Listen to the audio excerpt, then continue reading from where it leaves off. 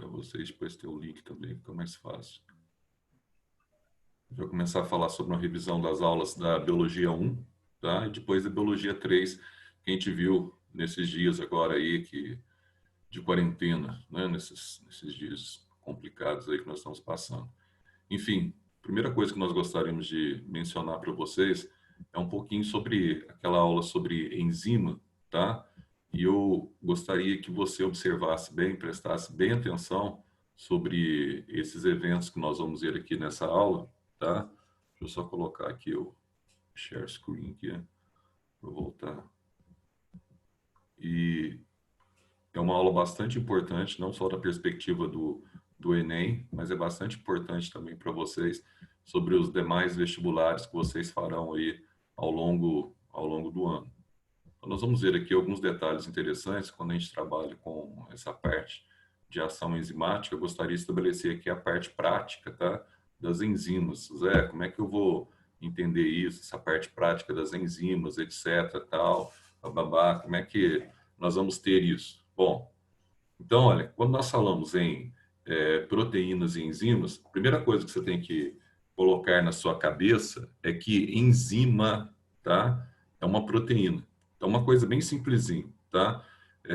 Toda enzima é uma proteína e nem toda proteína apresenta, então, o que a gente chama de ação enzimática. Então, já guarde bem isso, tá? Então, a enzima é um substrato que vai atuar sobre vários tipos de alimentos, carboidratos, lipídios, tá? Vai atuar sobre proteínas, para que esse alimento ele seja quebrado, ele seja fracionado, para que assim ele possa ser, então, absorvido, tá? No organismo.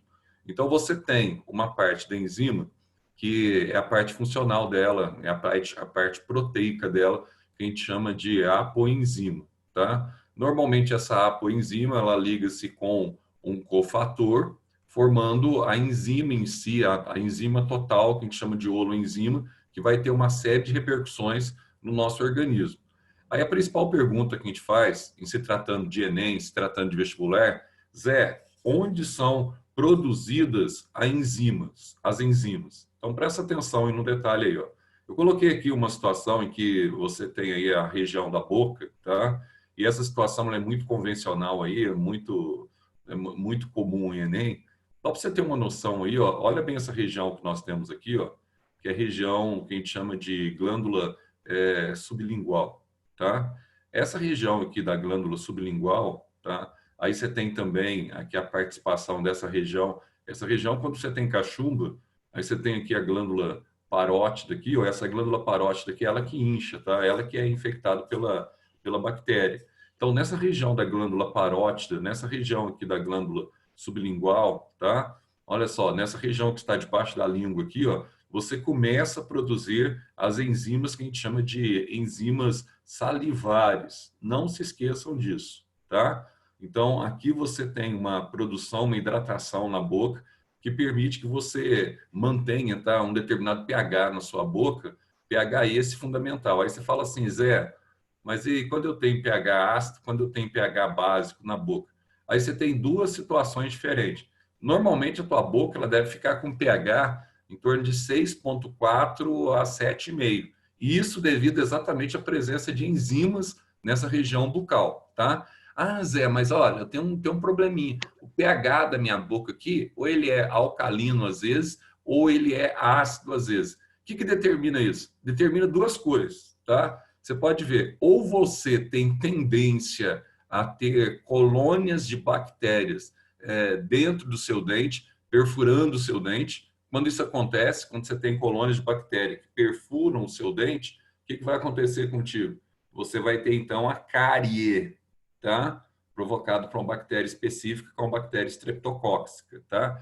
Agora, quando você tem colônias de bactéria que formam para o lado externo do seu dente.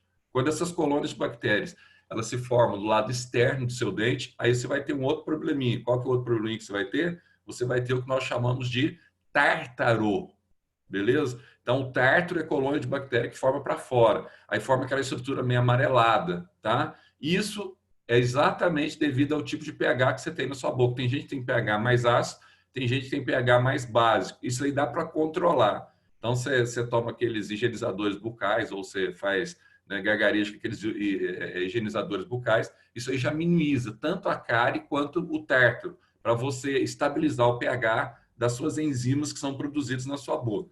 Pois bem, quando a gente fala em enzimas, tá? Eu coloquei aqui alguma relação de enzimas.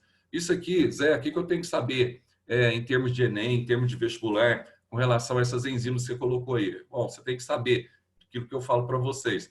Tudo e mais um pouco, tá? Então, tem certas enzimas que atuam no teu organismo, que atuam no teu processo digestório. Ah, Zé, dá para saber um pouquinho? Não, você tem que saber isso, não adianta. Você não tem como fugir disso, tá? Você tem que saber o nome do substrato, algumas você tem que saber como que elas são produzidas, tá? E qual que é a ação dela, qual que é a célula-alvo, qual que é a substância-alvo que ela vai atuar ali para comandar, tá? A sua ação. Então, ó, a enzima, ela tem várias ações no seu corpo. E uma das ações fundamentais que eu gostaria de destacar com vocês, uma delas nós já mencionamos agora recentemente em aula, quando nós falamos para vocês, tá, da coagulação sanguínea. É bem verdade que eu falei rapidamente, mas aquilo lá foi essencial e fundamental para vocês, tá? O aspecto da coagulação sanguínea. Você não pode esquecer que muitas vezes você fala assim, Zé, sem a proteína, né, eu não tenho coagulação. Mas você não pode esquecer que muitas proteínas têm ação enzimática, tá? Principalmente no sangue. Se ela tem ação enzimática, ela é fundamental a presença dessa proteína como enzima. E ali você tem uma proteína com ação enzimática que você não pode esquecer de jeito nenhum, tá? Para o seu futuro, para a sua futura prova.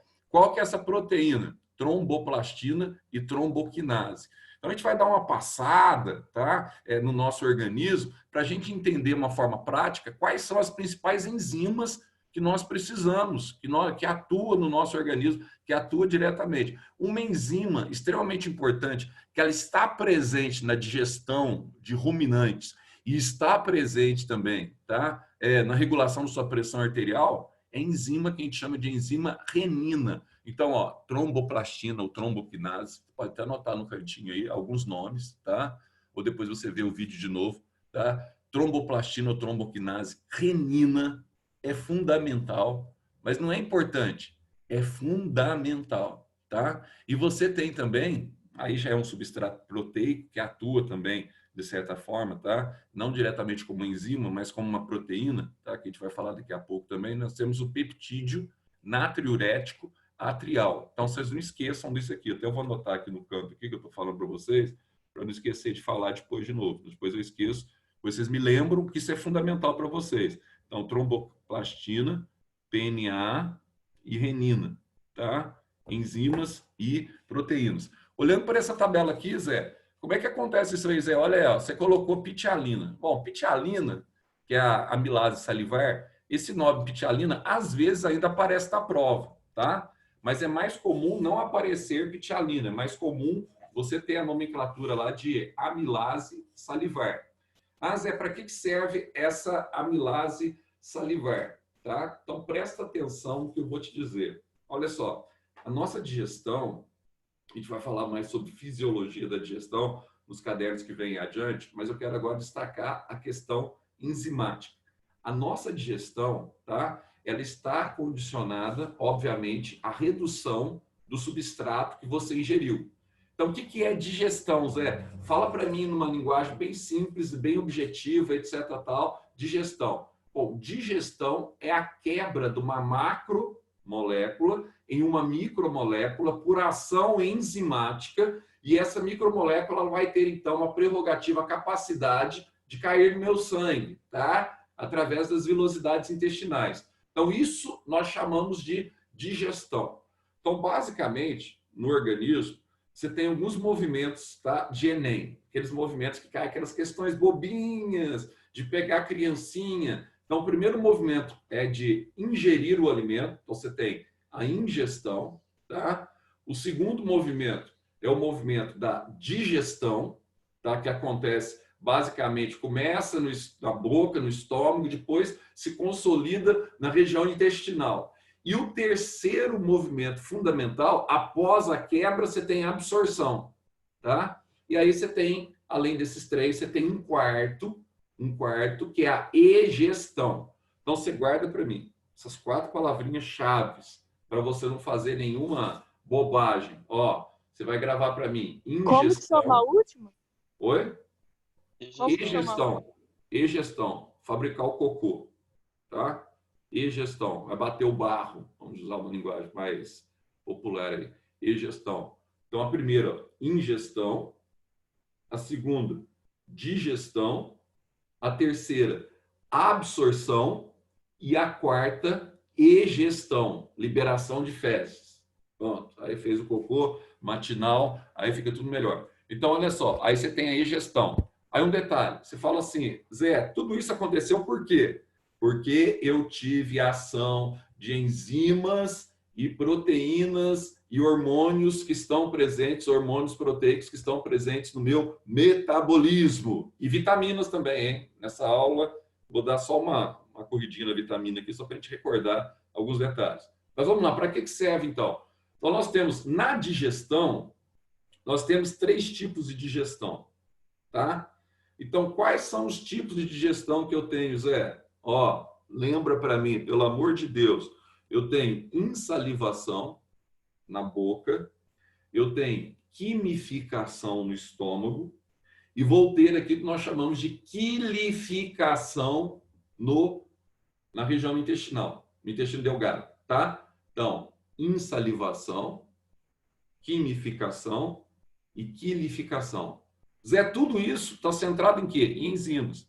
Como que funciona, Zé? Bom, a primeira enzima que a gente vai ver aqui, ó, na insalivação, que é a enzima fundamental, é a enzima que nós chamamos, então, de amilase salivar, tá? Ou antigamente conhecida como pitialina. Zé, para que serve a pitialina ou amilase salivar? Muito Ô, simples. Zé, Oi, pode falar. você falou que são 3 etapas, né? A salivação na boca, a quimificação e a quilificação no intestino delgado. A Não, quimificação no estômago, Então, é isso quimi, aí que eu... A quili é no intestino delgado, né? não, forma o quimo, quimificação no estômago Tá. E e a quili... quilificação no Ah, intestino, beleza. Zé, beleza? repete essa. A Kimi vem antes da Kili? Vamos lá então. Vamos lá. Primeiro a insalivação na região bucal, na boca. Depois vem a quimificação no estômago. Quimificação no estômago. Aí vem a quilificação na região do intestino delgado. Quilificação. Beleza? Valeu, Zezão. Então aí, ó. Vamos lá então, voltando. Valeu, Zé. Falou. Ó, aí você tem então pitialina na boca ou amilase. Para que serve essa enzima especificamente? Para que serve esse substrato enzimático? Bom, ela tem como função na boca quebrar quem? Quebrar polissacarídeos, tá? Que você ingeriu na boca. Então vai quebrar qualquer Zé, eu tô com amido na boca. O amido é um polissacarídeo, né? Isso. O amido é um polissacarídeo. Bom, o que esse polissacarídeo ele tem que fazer? Ele tem que ser quebrado em uma micromolécula. E essa micromolécula é a glicose. Nós vimos aquela aula lá, quando você tem um mono, um oligosacarídeo, um polissacarídeo, enfim, quando você tem diferentes tamanhos de condensação de moléculas de glicose. Então, para que seja absorvido diretamente na boca, esse amido que você ingeriu lá comendo pão, ou que você ingeriu lá com a batata frita, ele vai ter que ser quebrado por um substrato enzimático. Qual é o substrato enzimático que vai, então, atuar na quebra desse amido? A pitialina ou amilase salivar. Agora, pegadinha. Vai quebrar o amido, não vai quebrar um amido diretamente em glicose. Então, guarde bem isso. Primeiro, a enzima quebra o amido, tá? Esse amido é quebrado em um disacarídeo. Ah, Zé, qual que é o disacarídeo? É a maltose. Primeiro é a maltose. Disacarídeo a gente consegue absorver? Não, a gente não consegue absorver diretamente disacarídeo. Então, primeiro ele é quebrado em um disacarídeo, para depois, através de uma outra enzima que é produzida aqui, tá? Pelas glândulas salivais, produzido pela saliva também, produzido nessa região aqui sublingual, tá? Para que uma outra enzima, conhecida como maltase, entre em ação E essa enzima conhecida como maltase, quando ela entra em ação, o que vai acontecer com ela? Aí ela vai produzir, tá? Ela vai quebrar a maltose em duas moléculas, ó, duas moléculas de glicose. Aí você tem duas opções. Esse processo de consolidação da digestão de polissacarídeos na boca, ele te dá duas opções. Esse polissacarídeo ele pode ser absorvido diretamente na boca, na região já sublingual, debaixo da língua, pode ser absorvido e pode cair no sangue. Então, presta atenção. O amido pode ter a sua digestão consolidada na boca. Não esqueçam disso. Uma digestão pode se consolidar na boca sem problema. Agora, você pode engolir também, tá? E esse amido, ou já na forma de glicose, pode ir para a região do seu estômago. Aí tem um problema. No estômago, você não tem enzimas ativas de acordo com o pH estomacal, não há nenhuma enzima que vai atuar diretamente sobre carboidrato. Então, você não tem digestão de carboidrato no estômago. Então, você tem digestão de carboidrato na boca, em salivação, e no intestino, quilificação. Isso é pegadinha também, tá? Ah, Zé, por quê? Porque para eu ativar uma determinada enzima, tá? Para eu ter energia de ativação dessa enzima, eu preciso de alguns fatores, dois fatores fundamentais. Temperatura, que não é o problema nosso, tá? Que a temperatura do nosso corpo é mantida numa temperatura ideal para ativação enzimática, porque a temperatura ideal para ativar as enzimas, ela fica em torno de 38 graus Celsius. Nossa temperatura corpórea é 36,5, então está muito próximo do ideal, tá? E o segundo fator também que é fundamental, pH, tá? Então, cada enzima, ela responde a um pH diferente. Aí vai uma pegadinha para você. Você fala assim, Zé, mas você não acabou de falar que as enzimas estão, tá, presentes, as enzimas bucais estão presentes na saliva? Sim, acabei de falar isso. Quando eu engulo essas salivas, essas enzimas bucais, elas não vão para o estômago? Sim, elas vão para o estômago, parte delas, ou boa parte delas, você está engolindo saliva constantemente. Isso é natural. Mas então, por que ela não tem ação, então, Zé, no meu estômago? Ah, aí é muito simples. Por que ela não tem ação no seu estômago? Porque o pH da boca é 6,4 a 7,5, caiu no estômago, o pH é 2. Ah, então quer dizer que a enzima depende do tipo de pH? Sim, depende do tipo de pH para ela ser ativada ou para ela ser desativada. Então, por exemplo, quando você está no pH, nesse pH bucal, beleza, tá? Ela funciona como substrato, como elemento que vai quebrar o substrato. Agora, se cair no estômago pH 2, ela fica inativa. Então, presta atenção, dois aspectos legais, ó. pH e temperatura são aspectos fundamentais para a ativação da enzima. Zé, e se acontecer do cara ter uma temperatura muito alta, passar, tá lá 42 graus Celsius, tá? Então, algumas enzimas do corpo dele começam a padecer porque começa a acontecer o que a gente chama de desnaturação enzimática, tá? Aí o vegetal, por exemplo, a partir de 57 graus Celsius, ele tem desnaturação enzimática, a enzima começa a quebrar, começa a perder enzima, o processo fotossintético na fase escura, na fase enzimática ou fase escura, lá na região da matriz, ela para completamente, a fotossíntese para, tá? Em altas temperaturas. Então, tudo depende da regulagem também da temperatura. Beleza, voltando lá. Zé, e aí? Oi. Você falou que aí, quando a glicose passa pro estômago, o pH do estômago não favorece, certo? Aí a enzima fica inativa. Isso. Então, mas aí quando passa para o intestino, aí a glicose continua lá e passa. Não, veja só, são duas coisas. A glicose, ela não altera. Ela vai passar do estômago para a glicose é o nutriente, não é enzima, né? Então, a glicose, ela vai passar do estômago, vai direto para o intestino. Aí chega no intestino, ela é absorvido, sem problema. Beleza. Agora, a enzima também passa. A enzima, ela sai da boca e vai para o estômago. Só que na boca, ela quebra o amido. Agora, o pão que você ingeriu e que você não digeriu na boca, que vai para o estômago, ele não é digerido pela enzima, porque ele está ali, ó. O pão, ele está tudo úmido porque você tem a insalivação. na hora que você mastigou, certo? Esse pão que chega no estômago cheio de enzima amilase, ele não vai ser digerido no estômago, porque o pH do estômago, tá, inibe a ativação da enzima amilase. Mesmo que você tenha enzima amilase no estômago, aí automaticamente ela fica inativa. Aí esse pão, esse carboidrato, ou o macarrão que você está comendo, por que o macarrão você come, parece que passa meia hora, parece que você não comeu nada, tá? Porque ele não tem peso nenhum no estômago, não tem digestão nenhum do carboidrato no estômago. Aí ele vai passar para o duodeno, aí no duodeno começa o processo de quebra do amido do macarrão. Aí você vai ter enzimas específicas que atuam nessa quebra. Entendeu? Então é o pH que inativa. É o pH que inativa. Bom, já estamos com 36 participantes aqui. O pessoal está chegando aos poucos, né? Tinha 34 no início. Tendo que chegar o número de ontem, viu? Porque o Ivan está pedindo toda para mandar para ele e tal. Isso aí depois eu não sei o BOzinho ainda que vai dar para aqueles que não estão assistindo às aulas, tá? Pelo menos ao vivo, tem que assistir. Eu não sei o BOzinho tipo, que vai dar depois. Ele não falou ainda não, mas ele está pedindo para todos os professores mandar o relatório, tá, dos alunos que estão presentes nas lives. Então vamos lá. Mas vocês nem estão fazendo chamada? Não, mas aparece aqui, filhona. Não precisa de chamada, não. Aqui, mas aí, como é que você faz? Você não anota? Hã? Você não tá anotando, tá? Então, eu tô... Aqui tá aqui, ó. Xavier, iPhone de Livinha. Ó, o nome das peças. Ó, Marcos Vinícius, Ana Lívia.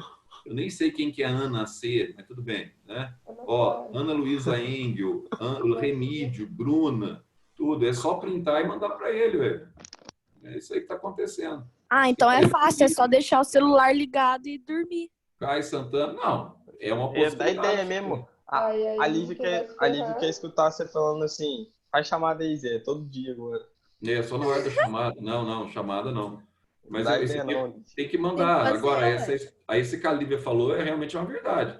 Fala assim, o cara resolve dormir na hora, deixa só o celular ligado. Paciência, né? É igual assim, tem muita gente que fica na sala lá. Mas fica lá na sala com a cabeça, né? Em outro lugar, assim, dormindo com os olhos acordados. Aí não tem jeito de a gente controlar. Mas pelo menos que estão com o celular ligado, porque depois isso aí vai ser para vocês e vai ser um documento que vocês vão apresentar que realmente vocês tiveram aula, que você não vai ter que ficar repondo aula dezembro, janeiro do ano que vem para emendar calendário. No nosso caso, não vai ter isso, porque vocês estão notificados, até porque nessa época vocês fizeram o Enem. Já fizeram o Enem, já passaram, já estão... Zé, deixa eu te perguntar. A tromboplastina, tromboquinase e renina é para coagulação? Não, só a tromboplastina é para coagulação. Cada uma para uma coisa, então. Isso, a renina é para controle de pressão arterial, tá? Uhum. E você vai ter... Qual que é a outra que você falou? Tromboplastina e tromboquinase. Isso, as duas que você falou mesmo. Aí tem o PNA também, que eu falei. As duas são para coagulação. Uma é para coagulação, tromboplastina, tá? Uhum. E a renina é para regular a pressão arterial. A renina é produzida no rim. Mas e a tromboquinase? E a tromboquinase? Tromboquinase, toda vez que você fere tecido, por exemplo, aí você tem a fragmentação das plaquetas, né? Que na verdade, é uma grande molécula, a plaqueta conhecida como megacariócito. Quando ele é fragmentado, ele libera essa enzima, conhecida como tromboplastina. Então, essa enzima tromboplastina vai quebrar a protrombina em trombina na presença de íons cálcio. Aí você tem, então, a formação de uma proteína que quebra o fibrinogênio e fibrina. Ô Zé, Oi. PNA é o que mesmo? Peptídeo?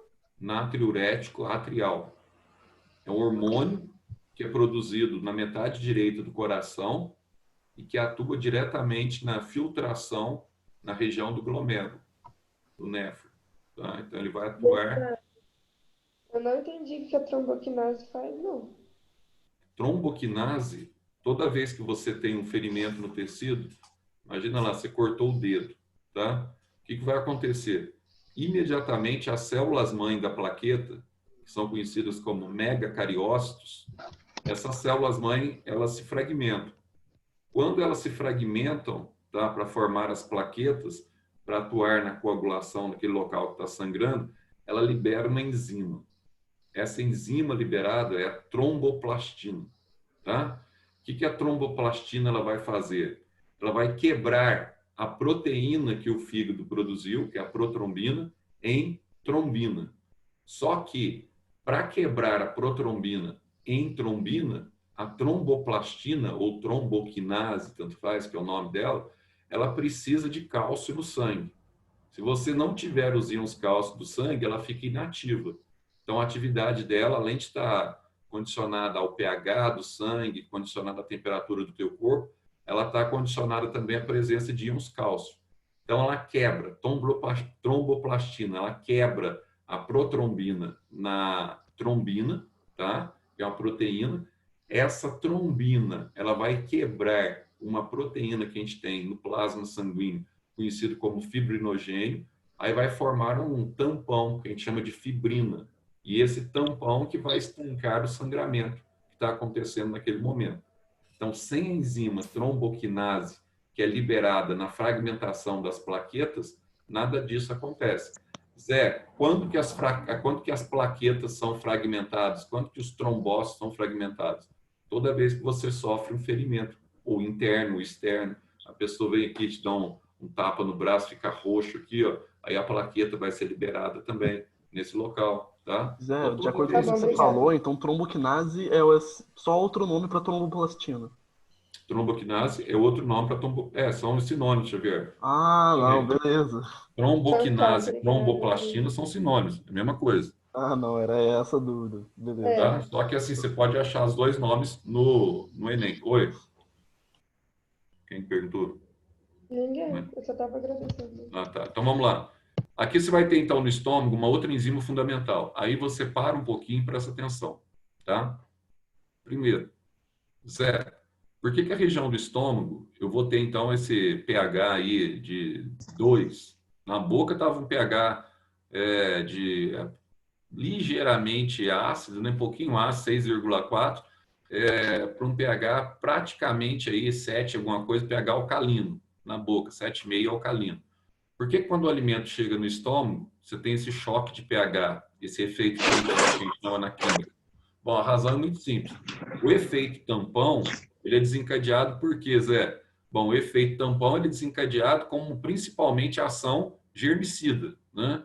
Então, muito alimento que você ingeriu lá, tal, tá contaminado com bactérias, por exemplo. Isso é natural. Ah, Zé, mas o que eu como tá tudo limpinho, mas pode ter bactéria. E essas bactérias têm que ser neutralizadas com a ação, tá, do pH estomacal. Só que esse pH estomacal também, pH 2, ele é fundamental. Por quê? Por que ele está em pH 2, Dé? Porque você tem a liberação de um ácido que está no seu sangue, que é o HCl, o ácido clorídrico, através de células que estão presentes na mucosa estomacal. Essas células a gente chama de células parietais, tá? E esse ácido, o HCl, na região do estômago, ele é fundamental, porque no seu estômago você tem um precursor inativo, conhecido como pepsinogênio, uma grande molécula, tá? Proteica. Essa grande molécula, ela vai ser quebrada no quê? Vai ser quebrada na enzima que a gente chama de pepsina, tá? Ah, Zé, ela é quebrada em pepsina? Sim, ela é quebrada em pepsina. Para que serve essa pepsina? Essa pepsina, ela vai começar a digestão proteica na região estomacal, tá? Então, o que ela vai fazer, Zé? A pepsina, ela consolida a digestão proteica? Não. Ela vai iniciar a digestão proteica. Então, ela vai quebrar, basicamente, tá? A pepsina. Ela vai quebrar proteínas em peptídeos. Ou seja, peptídeos não são aminoácidos, são frações menores das proteínas. Então, quando ela quebra proteínas em peptídeos, o que vai acontecer? Ela está preparando a proteína para que ela seja, então, digerida totalmente no duodeno. Então, presta atenção. No estômago, não há digestão total de proteínas. Então, a carne que você comeu, caiu no seu estômago, ela vai sofrer, então, a digestão parcial por ação enzimática. Então, guarde bem isso. Somente no duodeno que vai ocorrer a digestão total das proteínas. Então, no estômago não ocorre digestão total. Pois bem, esse processo que você tem aí no estômago, a gente chama de quimificação. Qual que é o objetivo? Formar o quimo. O quimo é uma massa, tá, de alimento que vai passar lentamente para o duodeno, que é a primeira porção do intestino delgado, onde ocorre a maior parte da digestão, tá? Da digestão enzimática humana. Então, olha, no duodeno, você vai ter várias enzimas ali. E aqui eu coloquei algumas enzimas fundamentais. Eu gostaria de destacar dessas enzimas que estão aqui, gostaria de destacar para o duodeno, gostaria de destacar essa enzima lipase, tripsina, ainda tem a quimotripsina. Essas 3 enzimas aqui a princípio, tá? Na região do duodeno. O que acontece? Essas 3 enzimas estão relacionadas ao pâncreas. Uma pegadinha que cai sempre em Enem, que você não pode esquecer, é o seguinte. Quando a gente fala em tripsina, tá? Quimotripsina, quando a gente fala aqui em lipase, uma coisa você tem que entender. O precursor inativo dessas enzimas, o tripsinogênio, quimotripsinogênio, eles são produzidos dentro do pâncreas, na região externa do pâncreas, que é a região exócrina que nós chamamos, tá? Aí vai descer pelo canal colédono e vai chegar ao duodeno. Então, esse precursor inativo, ele é produzido pelo pâncreas. Só que ele é produzido pelo pâncreas, só que a enzima não é produzida pelo pâncreas. Então, isso é pegadinho, tá? Só o precursor inativo. Por que a enzima não é produzida pelo pâncreas? Porque o pâncreas é uma formação proteica. Se ele é uma formação proteica, se a enzima for produzida dentro dele, vai acontecer o quê? Ele vai digerir, tá? A enzima iria digerir o próprio pâncreas. Quando isso acontece, você tem algum problema metabólico, a enzima começa a digerir seu próprio pâncreas, a gente chama isso de pancreatite, que é a infecção do pâncreas, tá? A enzima vai digerir o próprio substrato proteico do pâncreas, provocando a inflamação. Então, aí você tem a pancreatite. Então, o que vai acontecer? O precursor inativo no duodeno, o natural isso acontecer, então vem outras enzimas, por exemplo, enteroquinase, quebra o tripsinogênio e forma tripsina. Aí a própria tripsina quebra o quimiotripsinogênio e forma quimotripsina. Aí você tem 2 enzimas, tripsina e quimotripsinas, formadas no próprio duodeno. Para que servem essas enzimas? Essas enzimas têm a mesma função da pepsina, tá? Exatamente a mesma função da pepsina. O que elas vão fazer? Elas vão atuar sobre proteínas parcialmente digeridas ou proteínas ainda inteiras que não conseguiram ser digeridas no estômago e vão formar aí os peptídeos. Então, a ação é a mesma da pepsina, só que agora em pH, tá? Alcalino. Chegou no duodeno, hormônio secretina foi liberado, pH subiu para 7,8 para 8,2. Então, toda a pepsina que desceu junto fica inativada. Oi. Aonde que ela atua, a tripsina? Tanto a tripsina quanto a quimotripsina é a mesma atuação do que a pepsina. Atua sobre proteínas inteiras ou parcialmente digeridas. Aí elas terminam de digerir as proteínas? Não, ainda não. Ainda não. Porque tem muitas proteínas que passam pelo estômago e não foram parcialmente digeridas pela pepsina. Aí ela vai atuar sobre essas proteínas para quebrá-las em peptídeos. Ela não vai terminar a digestão ainda não. Tá? Ô Zé, por que o milho não digere? Porque o quê? O milho não digere, sei lá. Não, o milho ele digere parcialmente. Então, assim, a parte do milho que tem celulose na formação, nós não digerimos a celulose, ela vai sair integralmente nas fezes. Mas a parte do milho que tem a gordura do milho, o lipídio do milho, se aproveita, a gordura vegetal. A parte do milho que tem a proteína vegetal, você digere como você digere a carne, sem problema, tá? Aí o que fica ali é a parte formada por lignina e celulose, que nós não temos como digerir, que a gente libera direto nas fezes. E muitas vezes, como é muito dura essa parte, às vezes acaba saindo até o grão inteiro, porque você não consegue penetrar na parte interna para digerir a gordura, tá? Uma perguntinha para vocês, baseado nesse que a Lívia falou aí agora. Só uma perguntinha. Por que eles falam assim para a gente assim, ó, se você é vegano, você come só proteína de origem vegetal, você tem que comer proteína animal. Qual que é a diferença da proteína vegetal para a proteína animal? Isso é questão que cai em Enem, tá? É questão do cotidiano, questão da vida prática. Qual que é a diferença, no caso da digestão dessas proteínas, aí, do aproveitamento dessas proteínas? Por que eles falam para você assim, ó, você é vegano, Mas você tem que dar um jeito de... 39 participantes agora está igual ontem. Ó, você tem que dar um jeito de ingerir também proteína animal. Por quê? Vocês sabem aí por quê? Qual que é a razão? Porque ela tem uma Da maior vitamina quantidade de B12. proteína. Tem maior o quê? Quantidade de proteína? Não é a vitamina B12? A vitamina B12 não tem na proteína vegetal? Ó, todos vocês têm uma certa razão aí, tá? Mas não vamos chamar proteína, não. As proteínas, na verdade, elas são formadas por agrupamento de quem? Quem que forma as proteínas? Aminoácido, não é? Aminoácidos. Então, a resposta para vocês direto sobre isso aí, não esqueçam disso, tá? A nossa necessidade de ingerir proteínas animais é porque nas proteínas animais você tem muito mais aminoácidos essenciais, aqueles 20, você tem muito mais aminoácidos essenciais do que na proteína vegetal. Inclusive, há alguns aminoácidos, tá? Que são específicos da proteína animal. Então, se você deixa de ingerir proteína animal, que seja o ovo, tá? Não tem problema. Tá? Se você deixa de ingerir essa proteína animal, você deixa de ingerir esses aminoácidos essenciais que atuam no seu sistema imunitário, tá? Aí você vai ter problema. Aí, então, a imunidade vai baixar, coronavírus vai te pegar, aí o negócio fica ruim, entendeu? Então, Ô Zé, deixa eu te perguntar. O HCl é liberado pela gastrina? O HCl... É liberado pela gastrina? Não, a gastrina é um hormônio que estimula a liberação do HCl, tá? Então, você tem dois hormônios no sangue. Você tem a gastrina e tem a enterogastrona, né? Então, quando você tem um alimento proteico no estômago, a gastrina aumenta no sangue para dar um feedback às células parietais, feedback positivo, para elas liberarem mais o HCl.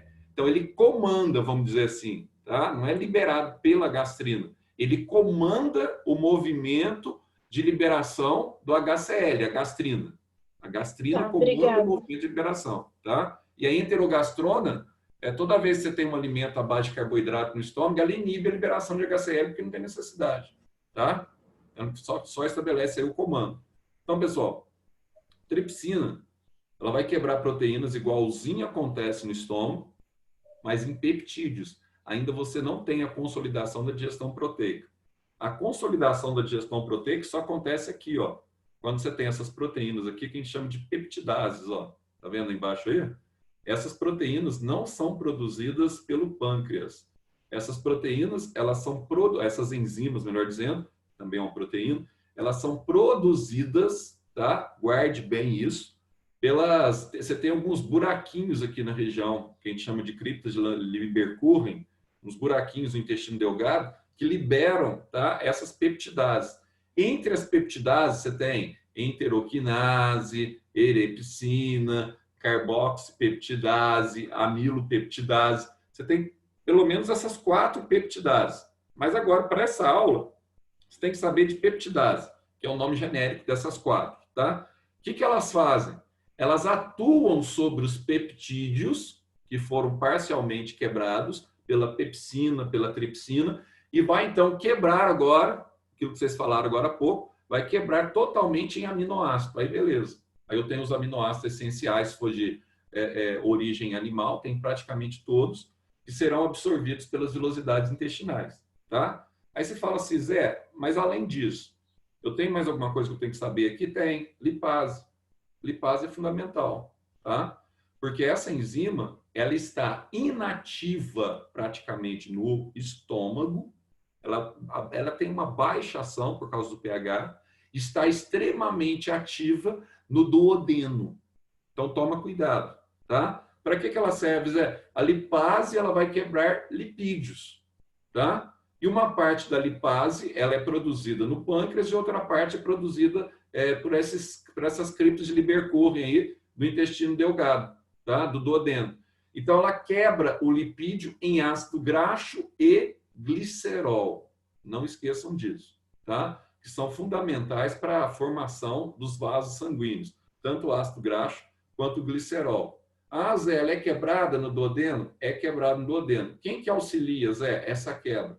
Um salzinho, que não é uma enzima, mas é um sal, que é produzido na reciclagem de hemácias velhas no fígado, formando a bile, que é esse sal, que é a biliverdina e a bilirrubina. Esse sal é armazenado na vesícula, tá? e paulatinamente ele vai descendo pelo canal da vesícula até chegar à região do duodeno. Então, qual que é a ação desse sal? Tem a ação que a gente chama de detergente, né? Tem ação emulsificante, não tem ação enzimática. Ele apenas vai fragmentar essa gotícula, né? Essa gordura em pequenas gotinhas de gordura para favorecer a ação das lipases, tá? Lipase quebrada é absorvida e tudo que é absorvido vai ser aproveitado e aquilo que não vai ser absorvido vai ser ejetado. Aí você tem, então, aí a ação, basicamente, tá? Da digestão. Ah, Zé, eu tenho maltase também? Tem. Você tem maltase, você tem lactase no intestino delgado, tá? Que vai atuar diretamente, tá? Na quebra da maltose, tá? E na quebra da lactose. Tem pessoas que têm alergia, né? A lactose. O problema está centrado nessa região da produção da enzima aqui, que desenvolve depois a galactosomia, né? Uma doença que você tem alergia, você não pode tomar leite, você não pode tomar derivados do leite, várias proteínas essenciais, tá? Então, não esqueçam desse pequeno detalhe. Então, aqui, ó, vamos lá. Então, Zé, o que eu tenho que saber sobre proteínas e sobre enzimas agora? Fala para mim aí, tá? Coloquei aqui rapidamente esse mapa mental. Isso aqui, querendo ou não, sempre acaba, né, te ajudando, de uma certa forma, a você guardar alguns detalhes. Então, presta atenção aqui, ó. Deixa eu colocar aqui, deixa eu me colocar mais no canto aqui, para você enxergar. Para eu enxergar aqui. Primeiro, composição. Então, você tem aí as proteínas, que são elementos essenciais. Ela tem algumas funções essenciais no teu corpo, tá? Funções essas que estão relacionadas aí, que você está vendo aí, ó. Tem a função estrutural, tá? Ah, Zé, função estrutural, você falou isso numa aula anterior? Falei sobre tecido conjuntivo. E nós vimos que no tecido conjuntivo, nós temos essas duas proteínas essenciais aí, ó. Colágeno no tecido conjuntivo e a queratina no tecido epitelial, tá? No tecido conjuntivo, você tem colágeno e elastina, duas proteínas essenciais, e você tem a queratina, que é a proteína impermeabilizante da epiderme, tá? No tecido epitelial, que vai revestir a sua camada. Então, se você for analisar toda a sua estrutura corpórea, é formada a partir de proteínas, tá? Você tem, então, proteínas presentes, tá? Para o transporte de substâncias, então, principalmente na região da membrana celular. Transporte de gases, você tem hemoglobina, tá? Associada ao cátion ferro. As proteínas que atuam na contração muscular, aí você vai ter a proteína de miosina e de actina, aí você vai ter lá a lei de Huxley, tá? Dependendo da contração, você vai ter, então, uma resposta da utilização dessas proteínas. Você vai ter aí a proteína com ação catalisadora, que a gente acabou de falar aqui agora, proteína com ação enzimática, tá? E você vai ter aí a proteína regulatória, que é a proteína que você vai ter aí a partir de alguns hormônios que atuam no nosso corpo. E nós estudamos recentemente proteínas com ação reguladora. Nós estudamos o glucagon e nós estudamos Oi, pode falar. Insulina. O resto das aulas da aula de enzima que você deu naqueles dois arquivos que você mandou, é importante? Bom, aquilo lá é para bioquímica, né? Normalmente, daquela forma que está lá, tá? Não cai daquele jeito, não. Cai mais na forma prática que a gente está falando aqui, ó. Como é que a enzima ela atua no seu organismo, tá? Então, assim, Zé, você vai pedir aquilo numa eventual prova futura sua? Não. Mas tem algumas coisas que você tem que saber. Por exemplo, em se tratando de enzimas, que eu vou destacar aqui agora, e já aproveitando que enzima é uma proteína, você tem que saber aqui, ó. Ó, Zé, então, aquilo que você falou lá, pH e temperatura, eles são fundamentais para a manutenção das enzimas e das proteínas, são fundamentais. Então, o que acontece? Quando você tem uma alteração, pode acontecer aqui, ó, a desnaturação. Você tem aqui, ó. Aí que você está vendo aí, ó, a desnaturação, tá? Essa desnaturação nada mais é do que uma alteração na estrutura de uma proteína. E quando você vai analisar a estrutura dessas proteínas, você pode ter aí, ó, vários tipos de estruturas, tá? Diferentes. Então, aqui eu coloquei o desenho de cada uma, ó, em função da sequência dos aminoácidos, aqui o que é importante? Você saber que ela tem essas 4 tipos de estruturas. Tem a primária, a secundária, a terciária e a quaternária. Ah, Zé, eu tenho que falar que cada uma tem uma estrutura tridimensional, blá, blá, blá. Não necessariamente. Mas você tem que falar que essas estruturas, em determinadas condições de pH e temperatura, elas se tornam extremamente instáveis, tá? Elas são facilmente quebradas. Por exemplo, vou dar um exemplo para vocês. O que provoca a febre da malária? Vamos ver se alguém lembra aí. Quando você tem a temperatura, lembra comigo lá na malária, o cara está com uma febre violenta. Ele está com Plasmodium falciparum, o mais letal, tá? Foi pela picada da febre do mosquito, anófeles, etc. Tal. O que provoca, Xavier? O que provoca a febre da malária? Oi? O que provoca a febre da malária? Lembra? Quando a hemácia estoura, aí libera o quê? Além de liberar os merozoítos, libera o quê? Uma questão que cai sempre, estou falando porque isso é questão que... Malária, porque é um problema nacional na região norte do país, tem muito caso de malária ainda. É um problema que acontece. Me ajuda aí. Como é que chama? O que provoca? Eu não sei, não. É uma proteína. É uma proteína que é liberada quando você quebra a hemácia. Lembra o nome dessa proteína? Talvez vocês não vão lembrar, porque é um nome específico, vocês viram lá no primeiro ano. A hemozoína. Tá? Então, essa hemozoína é uma proteína instável. Quando ela cai no sangue, ela vai sofrer desnaturação com a temperatura alta do corpo. Aí, essa hemozoína provoca uma reação, tá, do teu sistema imunitário que leva à febre alta da malária. Então, ó, essas estruturas proteicas, tá, os tipos de estruturas, etc., tal, terciária, quaternária, etc., você tem que saber. Outra coisa que você tem que saber. Você tem que saber que, basicamente, uma proteína ela é formada por aminoácidos essenciais, tá? E como é que são formados esses aminoácidos essenciais? Aí você tem o grupo amino, o grupo carboxila, e você vai ter o radical que identifica, então, esse aminoácido na proteína. Então, você tem que saber isso. Não pode esquecer que está aí no seu mapa metabólico. Agora, outra coisa. Aí traz um detalhe interessante para vocês aí, para vocês não esquecerem, os 20 tipos diferentes de aminoácidos que vocês têm nas proteínas. Ah, Zé, preciso decorar aquela tabela? Lógico que não. Aquilo lá, quando cai, é igual a tabela periódica. Se vai fazer uma questão de genética ou algo do gênero, eles te dão os aminoácidos, tá? Para você ver a paridade dos aminoácidos. Mas aí você tem 2 coisas que você tem que lembrar. Você tem os aminoácidos naturais que são produzidos pelo seu organismo. E dentre esses aminoácidos naturais, nós vamos citar aqui alguns, tá? Que são essenciais, que eu falei para vocês no começo da aula. E você tem os aminoácidos que não são produzidos, são essenciais, não são produzidos, que você deve, então, ingerir, tá? Então, que são obtidos no processo, então, de alimentação. Então, vamos lá. O problema dos aminoácidos essenciais, que muitas vezes eles não são produzidos em quantidade suficiente. E, de qualquer forma, mesmo eles sendo essenciais, sendo sintetizados pelos ribossomos que sintetizam as proteínas, você tem que ingerir, tá? Você tem que ingerir. E os não essenciais, você é obrigado a ingerir. Aí a pergunta é, os essenciais, basicamente, você vai encontrar todos eles, os não essenciais, no tecido animal, tá?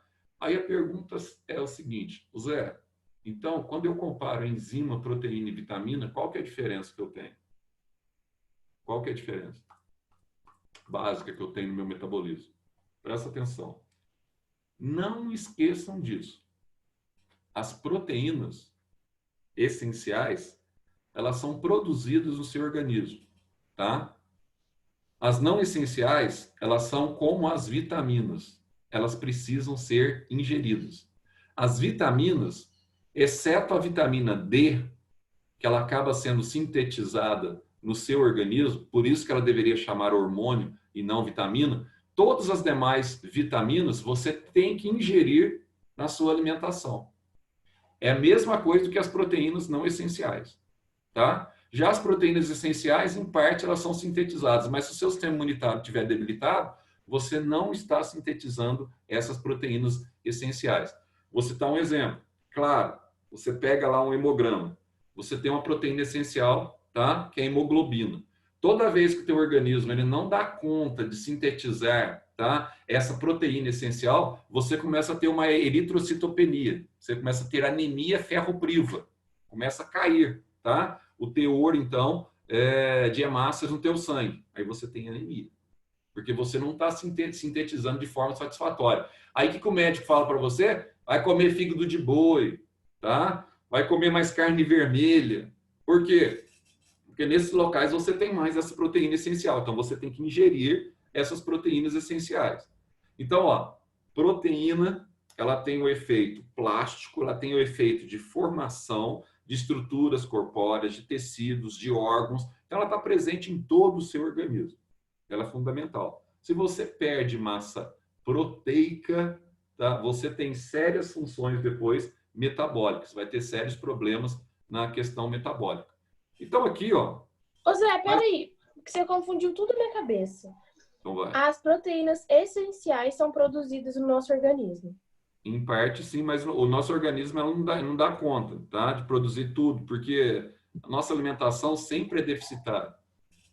Aí você tem E as não essenciais são as que são ingeridas. São ingeridas. Só que pode falar. As essenciais, elas são produzidas, mas nós não damos conta de produzir tudo. Então, nós temos que ingerir também, tá? Uma parte dela para você ficar com o organismo legalzinho. Já as não essenciais, aí você depende exclusivamente da nutrição. Ah, tá. Então tá bom, obrigada. Tá? Agora, olha só um detalhe. Mas aí as naturais, elas não são produzidas pelo organismo. As naturais, essenciais. Não, as naturais. Não. É que você tinha falado naturais antes. Não, essenciais. É porque eu usei a palavra naturais aí. Então as naturais não tem nada a ver. Não, é proteína essenciais. Eu posso ter falado. Tá. E os aminoácidos as proteínas essenciais, naturais, elas são produzidas no retículo endoplasmático. Vamos citar algumas aí, ó. No retículo endoplasmático, tá? Rugoso ou retículo endoplasmático granular, naquela região que você tem os ribossomos. Então, elas são sintetizadas, muitas vezes de dentro da célula, ela sai de dentro da célula, vai para fora da célula, tá? Para controlar a velocidade, muitas vezes metabólica, e para auxiliar a formação de estruturas corpóreas. Tá? Por exemplo, renovação dos organoides celulares. Você depende de proteínas essenciais. Só que a quantidade, muitas vezes, que nós produzimos dessas proteínas a partir dos ribossomos, ela é deficitária. Em alguns casos, isso aí é aquilo que eu falei para vocês na aula sobre lipídios, em alguns casos é o inverso. Você começa a produzir, tá, proteínas em grau maior. Então, ou você começa a produzir proteínas em graus maiores, ou você começa a injetar proteínas no corpo. Vocês que gostam de academia aí. Aí, esse excesso de proteínas, toda proteína ela vai passar pelos hepatócitos, tá? Pelo retículo endoplasmático dos hepatócitos. Esse excesso de proteínas que você está ingerindo muitas vezes, ou que você está aplicando para ganhar massa muscular, ela está afetando o seu fígado. Aí, futuramente, você pode ter sérios problemas hepáticos e sérios problemas também nos rins. Pode ter sobrecarga nos rins. Aí começa a sair proteína na sua urina. Aí isso aí não é legal, tá? Presta atenção no seu xixi quando você vai urinar. Se não sai uma mancha, parece uma mancha de gordura, alguma coisa assim na sua urina. Parece que está saindo um óleo junto, tá? Se tiver saindo um óleo junto, é bom fazer um examezinho para ver por que você está perdendo gordura ou proteína através da urina. Ah, porque eu estou aplicando muito, Zé, para ganhar, para ficar bombadinho, tá? Bom, ficar bombadinho, você pode até ficar, mas você tem recurso para isso. Tem atividade física. Ah, mas vai demorar, Zé, eu quero, igual o Yuri, né? Ah, Zé, eu quero ganhar rapidinho, não sei o que e tal. Então, você vai pagar o preço para você ganhar rapidinho essa massa. Zé do céu, você não tira meu nome da boca. Também. Que porra é essa? Todo mundo aí, Yuri. Todo mundo tá sabendo, cara. Todo mundo Eu? tá sabendo. Yuri, Renato. Só porque eu falei ontem para você da menina lá, você já chamou ela no WhatsApp, cara. E não fala que é mentira que eu vi o print, viu? Eu? Quero ver esse print aí, então, irmão. Meu irmão, né? Aqui eu não vou mandar porque aqui é aula, né? Senão fica meio estranho. Então vamos voltar aqui, ó. Então o que você tem que saber aqui, basicamente, tá? As funções que nós já falamos, tá? Agora, olhando um pouquinho aqui sobre duas funções que tá aqui, ó. Que que eu quero falar com vocês. Hormônios e anticorpos, tá? Pessoal, não esqueçam o que eu vou te dizer agora. Agora não é aula sobre sangue, eu não vou entrar em mais detalhes sobre sangue, mas eu quero que você guarde para mim 2 aspectos interessantes sobre essa questão, tá? Quando a gente fala de anticorpos, Zé, você está falando de anticorpos. Quando eu falo de anticorpos, eu estou me referindo aqui basicamente ao quê? Anticorpos nada mais são do que proteínas essenciais, tá? Que são sintetizadas no nosso corpo. Mas proteínas essenciais, quem são essas proteínas essenciais que são sintetizadas no nosso corpo? Então aqui, ó, eu vou ter aqui, ó, as globulinas. Guardou o nome? Globulinas. Aí eu vou ter 3 proteínas essenciais que formam os anticorpos que vão atuar quanto antígeno. Aí eu vou ter, ó, a alfa, a beta e a gama globulina. Nossa, Zé, são 3 proteínas essenciais? Exatamente. Ô Zé, essas proteínas são produzidas aonde? Estão relacionadas ao fígado? Estão relacionadas ao fígado, mas estão relacionadas lá à imunidade humoral, tá? Em que os linfócitos B sofrem diferenciação, formam os plasmócitos e na região do fígado produzem os anticorpos e as células de memória. Não esqueçam disso, que são as globulinas. Então, globulina plasmática é uma proteína. Assim como, tá? Tromboquinase, tromboplastina, que atua na circulação, que atua na coagulação do sangue, também é uma proteína. Questão do Enem. Olha a questão do Enem. Zé, por que o diabético ele tem deficiência na coagulação? Tem dificuldade na coagulação? Qual que é a razão dele ter dificuldade na coagulação? Pessoa que tem diabetes. Qual que é a razão? O excesso de açúcar no plasma que não passa para o interior da célula, tá? O hipoinsulinismo, ele leva a isso. Então, a pessoa ela tem dificuldade de coagulação porque o açúcar do plasma, ele compete com, por exemplo, com essa enzima tromboquinase ou tromboplastina. Então, como ela não consegue efetivar a quebra da protrombina em trombina, o que vai acontecer? A pessoa não consegue estancar o sangramento. Então, quando a pessoa está com alto teor de açúcar no plasma e corta o dedo, por exemplo, não para de sangrar, tá? Não para de sangrar. Aí, Zé, por que tem gente que faz aquele negócio meio doido, já vi que é meio doido, né? Zé, aí coloca um pouco de açúcar na ponta do dedo, aí funciona. Por que funciona? Funciona porque se coloca maior concentração de açúcar do que no sangue. Aí, automaticamente, ele estanca a hemorragia, tá? Isso é natural, isso acontece. Então, ó, não se esqueçam dessa função que ela apresenta, a função de anticorpo, a função de anticorpo, a função hormonal, a função na coagulação que ela apresenta. E os hormônios, será que a gente tem alguns hormônios aqui que são importantes em se tratando dessa questão aí de enzimas e de proteínas? A gente tem alguns hormônios, Sim, nós temos alguns hormônios fundamentais que têm repercussão enzimática. Zé, cita alguns hormônios só para eu não esquecer aqui, para eu saber. Ó, esse hormônio que vocês gostam tanto, que tanta gente persegue, que é o GH, que é a somatotrofina humana, também conhecido como hormônio do crescimento, esse hormônio, cara, ele é fundamental, tá? Para o seu crescimento, mas ele é a base proteica. Esse daí o Yuri toma de colher. Oi? Daí é o que o Yuri toma de colher. Exatamente, mistura, né? Então, esse hormônio... Ô, Yuri, teu fígado, velhão, já deve estar no pó da rabiola, viu, cara? Usa também... Esqueci a porra do nome. Foda-se. O espermatozoide também tem alto conteúdo proteico. Você que não tira a testosterona. Ô, louco. Engraçado, velho. Velho. Você esqueceu o nome. O cara só fala isso. Parado. Nossa senhora. Esse cara é fera, viu, velho? Quero só ver o Ivan assistindo essa aula. Agora entendi por que o William é tão forte. Deixa o William em paz, velho. Tá. Então vamos lá. Ó, o GH... Acho que é ciúme isso daí, hein, Banho? Você tá querendo também? Pode vir? Boa. Olha só, o GH é o hormônio proteico, tá? O hormônio do crescimento. Aquele hormônio que atua na contração uterina no momento do parto. Como é que chama aquele hormônio? Não é o Xavier.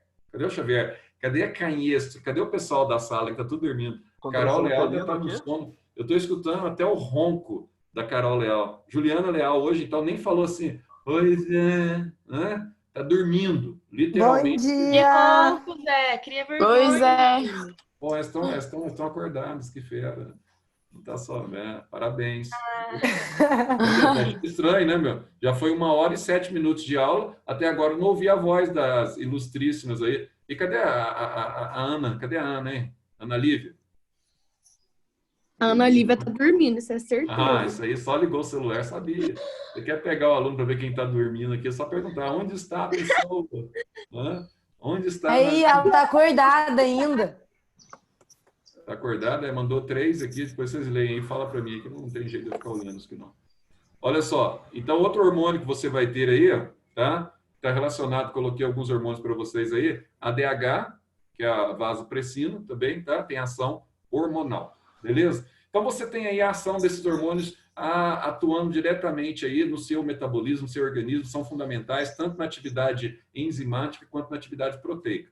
Agora, uma outra aulinha que eu gostaria de dar uma passadinha com vocês aí, tá? Que vocês não podem esquecer daquilo que eu vou passar aqui. Ah, Zé, o que eu tenho que saber dessa aula que você vai passar aí agora? Ah, só um pouquinho, Zé? Não, você tem que saber tudinho, tá? Então, você vai prestar atenção para mim aqui, ó, que eu mandei essa aula para vocês. Eu mandei essa aula para vocês. Essa aula acho que eu gravei também, tá? Foi para vocês e para o cursinho, né? Acho que foi para os dois.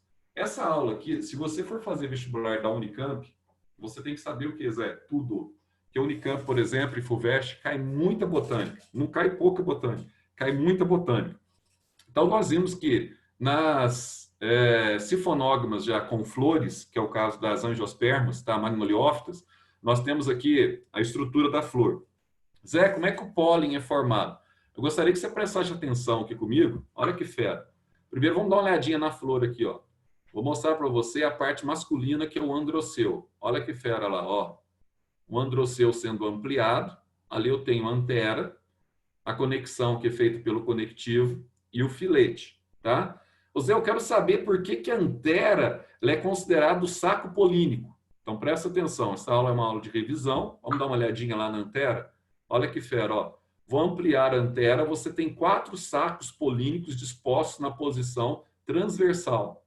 Tá vendo ali, ó? Então, cada saquinho desse aqui, ó, é um saco polínico, que na verdade ele representa os microsporangios. Não esqueçam disso, ó. Microsporangios, tá? Que também são conhecidos como sacos polínicos. Ah, Zé, microsporângio? Ah, peraí que eu tô lembrando. Xavier tá lembrando lá, ó. Microsporócito ali dentro, Zé? Isso, esporos pequenininhos. Microesporócitos, 2N, diploides, que vão sofrer, então, divisão reducional. Zé, deixa eu ver, então. Deixa eu ver o que está acontecendo em cada célula dessa. Vamos lá, olha que fera, ó.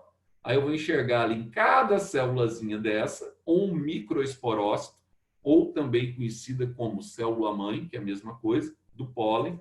Olha o que está acontecendo, ó. Cada célula dessa, 2N, está sofrendo divisão reducional, está sofrendo aqui, ó, cada microesporócito sofre divisão reducional, meiose, e vai formar aqui, ó, 4 células haploides. Essas 4 células haploides a gente vai chamar de micrósporos, tá vendo aqui? Micrósporos são os esporos diminutos, tá? Provenientes do saco polínico. Aí, o que vai acontecer?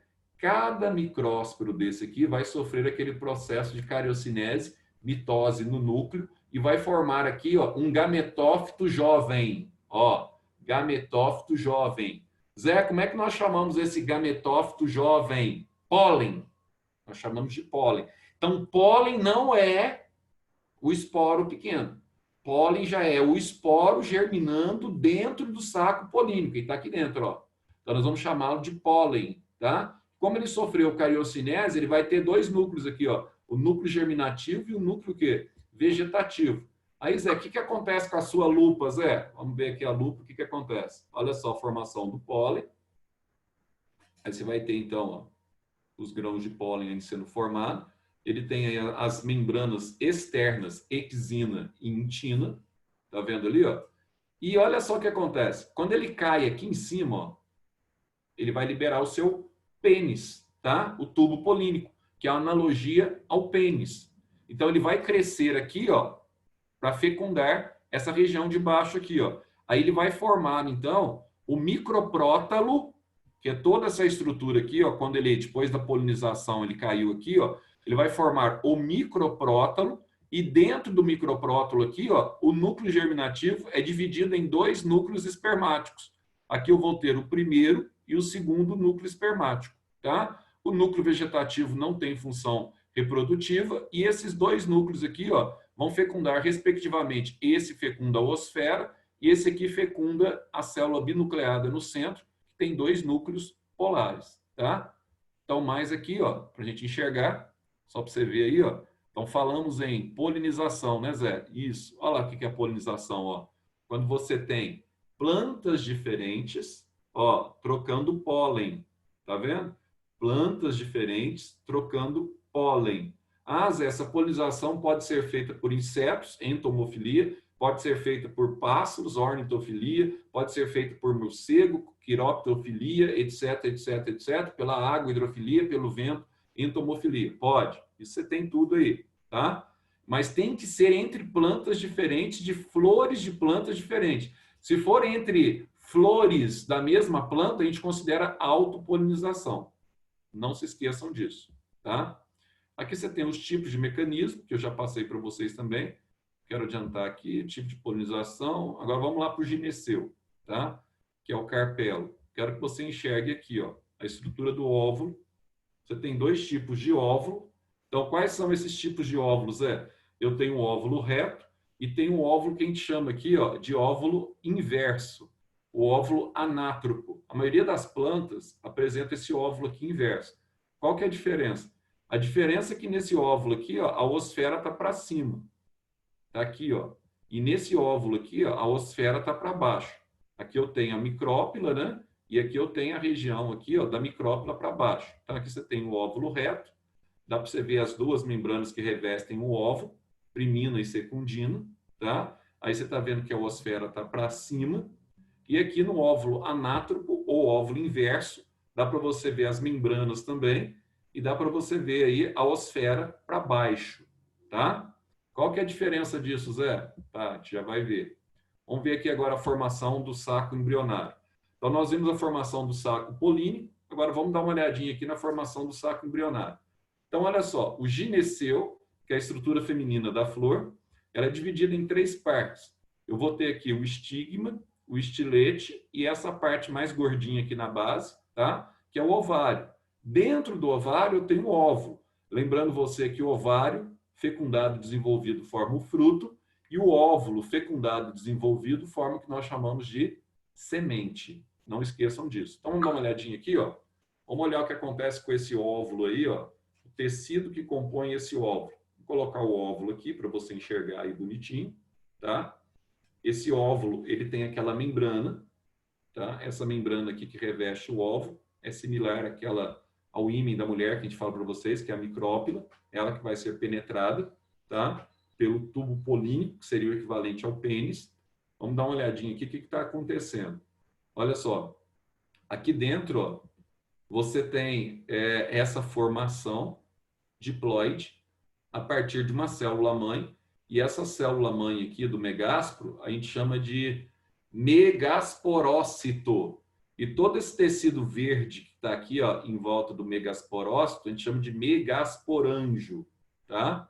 Então, o megasporângio e o megasporócito. O que acontece, Zé? Aqui você tem uma célula 2N, uma célula diploide, sofreu meiose, forma 4 células haploides.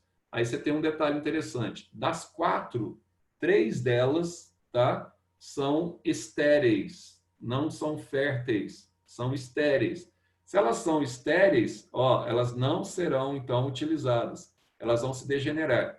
Apenas uma célula dela aqui, ó, que é a célula fértil, que a gente vai chamar de megásporo fértil, que ela é viável, vai crescer e vai poder, então, tá, se reproduzir. É igualzinho a mulher.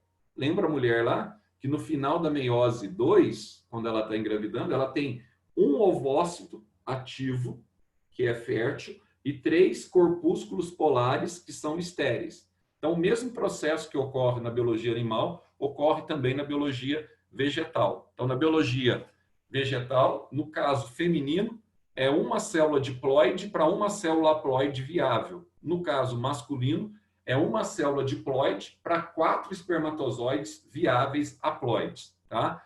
No homem é 1 para 4, na mulher é 1 para 1, tá? Tem essa diferençazinha aí. Então, olha só, aqui eu tenho um megásporo fértil. Esse megásporo fértil aqui, ó, ele vai sofrer mitose no núcleo também. Então, ele tinha um núcleo, ele passa a ter 2 núcleos, aí ele vai sofrer mitose de novo. De 2 ele passa para 4, sofre mitose de novo, vai formar 8 núcleos. Aí ele vai ter aqui uma célula com 8 núcleos, tá? Se rearranjando. 3 núcleos para um polo, 3 núcleos para o outro polo e 2 núcleos no meio. Aí aquela velha pegadinha que vocês sempre caem em Enem. Qual que é a pegadinha aqui? Olha só. Cada núcleo desse aqui vai formar células distintas. Então, aqui no centro, eu tenho uma célula binucleada. Aqui é uma célula com 2 núcleos. Eu tenho 3 células em cima e 3 células embaixo. Então, na verdade, aqui eu tenho 7 células e 8 núcleos. Essa é a pegadinha. Toma cuidado, tá? Porque a célula central que contém os 2 núcleos polares aqui, ó, é uma célula só que tem 2 núcleos. É uma célula binucleada, tá? Então, ó, aqui embaixo, ó, você vai ter toda a estrutura aqui em cima, ó, aqui é um óvulo reto, né, voltado para cima. Você tem a osfera aqui em cima. Do lado da osfera você tem 2 células estéreis, que não tem função gamética como osfera. Essas 2 células estéreis aqui são as sinérgides, que auxiliam o metabolismo da osfera. Os núcleos polares, que serão fecundados também, da célula binucleada. E aqui você tem as antípodas, que são estéreis. Então, das 7 células que você tem, 5 são estéreis e 2 serão fecundadas, a osfera e a célula binucleada na região central. Não se esqueçam disso. E, finalmente, aqui, para a gente fechar essa parte, a gente vai ver aqui, ó, a fecundação. Ah, Zé, como é que ocorre a fecundação? Dá uma olhadinha aí que você vai ver aqui bonitinho aqui agora, ó.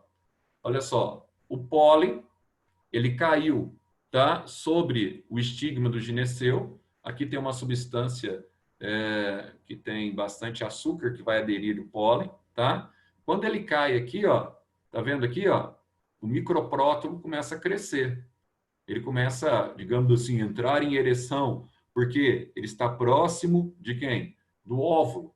E esse óvulo aqui vai liberar substâncias químicas que permitem o crescimento do pólen, do tubo polínico, tá? Do microprótulo.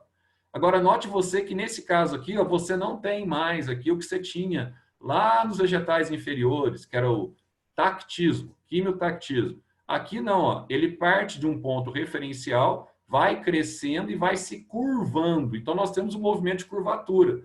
Na verdade, os gametas, não esqueçam disso, tá? Em vegetais superiores, eles são imóveis. Imóveis. Por quê?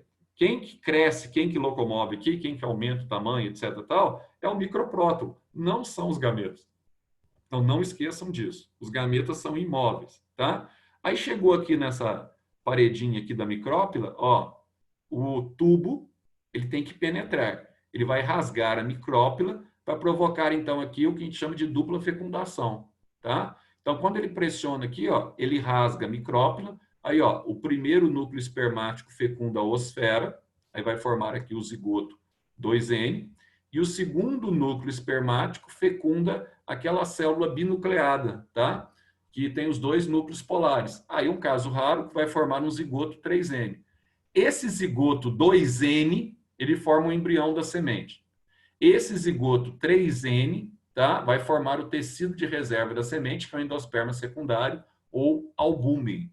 Então, é bem simplesinho. E aí, para você guardar, então, o óvulo fecundado e desenvolvido forma a semente, o ovário fecundado e desenvolvido forma o fruto, tá? Então, bem simples, bem direto e bem objetivo. Pessoal, agora é o seguinte, alguma pergunta aí? Alguma dúvida? Alguém quer falar alguma coisa? A gente já vai terminando por aqui, tá? Porque também vocês não aguentam, né? Quem que tinha que falar? Gente, mais cedo? Meu Deus do céu. Oi? Ai, arrasou. Entendi o que você falou aí, Lia. Libera mais Pra cedo. você liberar a gente mais cedo. Ô Zé, rapidão. Oi. Manda um salve no YouTube. Na aula de enzima, você tinha falado alguma coisa de coenzima, mais alguma coisa formando a enzima, Fator. não é? Na verdade, você que tem é? assim, ó, a parte proteica a gente chama de apoenzima, certo? Aí você vai ter a união da apoenzima com aquilo que nós chamamos de cofator, tá? Que é a parte não proteica da enzima. Aí você vai ter a formação da enzima em si, que atua no metabolismo, que é a holoenzima. Nossa Senhora. Tá? Mas isso aí, assim, para cair, é muito difícil cair nesse sentido, tá? Só título de curiosidade. Pessoal, deixa eu ver aqui, ó. Lê aí o chat aí. Zé. Não tem nada, não. Tem nada, só Júlia Pereira vai achar no máximo a prova. Vai o quê? Ela tá falando do computador do Cobrinho. Ah, tá. Foi no início. Vai achar no máximo a prova da Unifenas. Não, o meu você não vai achar nada aqui, não. O que aconteceu aí, Zé? Tô não, Zé. Ô, Zé, oi? E essa ponte? É esse rolê da tua casa aí. Ana Luísa, você tem que mudar a internet, minha cara. Porque de manhã você tá caindo, imagina à tarde, pô. Falar pro teu pai. Né, o Zé tem chroma key. O Zé tá com o chroma key aí atrás. Lubrica, Renato. Não tinha visto. Zé, como Ô, que tá William. aí em São Francisco? Tá É o chroma key mesmo? Mas lógico que é, né? Pelo amor de Deus, tá jogando a casa dele. As coisas. Essa aqui é minha casa, aqui atrás, aqui tem uma ponte. Tudo. Ô, William, volta a tomar proteína, vai. Volta lá, coloca a boca na fonte. A Júlia tá perguntando assim, ó. Zé, você já deu essa parte, ô Júlia, parte de ácidos nucleicos, eu passei um resumo para vocês numa apostilinha, só que aí essa aula vai ser junto com uma aula de genética da Lenise, tá? Então tem a parte da aula de genética, ela vai entrar com vocês sobre síntese proteica, inclusive, ela vai dar essa parte de ácidos nucleicos, pelo menos ela disse isso, tá? Minha Semana energia... que vem você vai dar o quê? Histologia? Tá ruim. A gente vai continuar aí, biologia normal, tá? Acabou essa parte de revisão. Semana que vem a gente vai ter aula de química normal e biologia normal. Encerra a live aí, Zé. Pra nós conversar um pouco. Ô, Zé, peraí. Ó, Bain, você tá muito bonita aí nessa posição. Então, Zé, é Ana Clara, meu nome tá assim, eu não consigo mudar. Eu tô levando falta. Zé, eu estou chateada com você. Luísa Campos. O que aconteceu, Luísa? Vácuo. Cara, nem te respondeu. Então, ele nem respondeu. Foi, Ana Clara, que falou? Tô chateada, tá levando falta? Eu tô perguntando se eu tô levando falta, porque eu não consigo mudar esse nome. Que falta, não tá levando falta, não. Você falou aí, eu tô sabendo que eu sei agora. Então ferrou. Não, pode ficar Mas cegado. os outros professores não sabem. Não, então, eu vou... como é que muda esse nome? Você coloca no cantinho aí, tem aqueles 3 pontinhos no nome, coloca renomear. Ô Zé, tá botando aqui no YouTube mesmo, velho? Ah? Porque não tem live. O que mais aí? O que tá com Luísa Campos? Estou chateado com você porque você mandou a gente copiar um negócio gigantesco e depois falou que não quer. Não é que não quer. Isso aí não, mas isso aí é o seguinte, é o material, eu só resumi aqui o material de vocês lá, Luísa. Que material lá, eu resumi para vocês que tá um material muito grande, material da apostila, né? Aí eu mandei um material mais resumido. Mas o que é mais importante, assim, você falar para mim assim, Zé, 90% do que é pedido, etc, tal, em Enem, é aquilo que eu passei para vocês hoje, que é a parte prática, tá? Mas aí você falava assim, Zé, caiu alguma coisa aqui, material lá, mas eu também dei, né? Lavo minhas mãos, né? Nesse quesito, foi dado. Você vai liberar esse slide aí, Zezão? Qual slide, velho? Não tem slide, não, velho. Ah, eu posso mandar aí para vocês, sem problema. Manda tudo, por favor, inclusive. Por favor, Zé. Volta aí. Mudou meu nome, Zé? Não tem que lavar a mão só pra isso, não. Mudou Tem que meu lavar a mão do coronavírus velho. também, bro. Renato Chifre de Onça Obrigada. tá aí, velho. Ó, Ana Clara Campolino. Mudou. Que pau no cu. Valeu. Tô aqui desde as 7h30 aqui pra esse Renato, velhão. Quanto tempo, Renato? Como é que você tá aí, velho? Quanto tempo? Tô Pô, ótimo, velho. tô ótimo. Que isso? Oi, Zé. E a Carolzinha tá bem? Ana Lívia. Tá bem, Ana Lívia tá acordou bem. agora. Eu já tava acordado, tanto você é bobo. Nossa, eu tenho que ir pra 4 aulas do meu irmão agora. Ai, o Renato. Pra ser igual o Bain. Aí, Zé. Já tava acordado. Olha o cabelo Renato, desse você cara, tá velho. diferente, eu você tá fiz? mais feio. Esse cara é velho. A menina Olha lá. falou assim, eu não troco o Renato pelo Jorge. Falou desse jeito. Parabéns pra esse cara. Boba dela. É. E aí, O Zé? cara é fera demais. Olha o cabelão do cara, deitado, de boa. Você viu, né? Tava Cadê o dormindo. Renato? Na hora que eu Eu fiz, o cara já saiu. Ô, Zé, deixa eu te falar. Você sabia que tá tudo indo pro YouTube, né? Você não parou na live. Esquenta a cabeça, não, velho. Nós fazemos. Aqui nós somos. Como é que fala?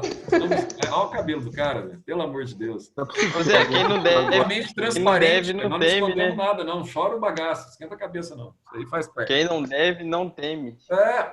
Belezão. Tá? O Jorge não assiste esse negócio, não, cara. O Jorge não assiste aula, não assiste nada. Ele empresta o dele também. Jorge é louco. Ô, Zé, bateu 40 participantes. Bateu o quê? 40 participantes. Tá bom, velho. Tá famoso, hein, Aí o Ivan fica vibrando, né? Mas vocês têm que participar Mas depois de todas também as aulas, viu? Xavier. Ô, galera, Stories no terceiro rumo, marcando Atenas. Tá aí no chat aí, ó. No terceiro rumo eu falo. O que tem o chat aí?